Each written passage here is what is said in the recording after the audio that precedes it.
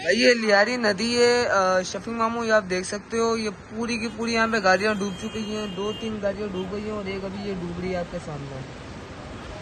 लोगों के घर भी टूट चुके हैं, वो भी लियारी नदी के अंदर चले जा चुके हैं और पूरा पानी शहर के अंदर एंटर हो चुका है। ये गाड़ी की हालत आप देख लो।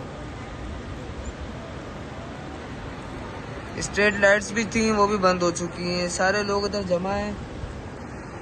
जानी नुकसान भी हुआ है इधर बहुत।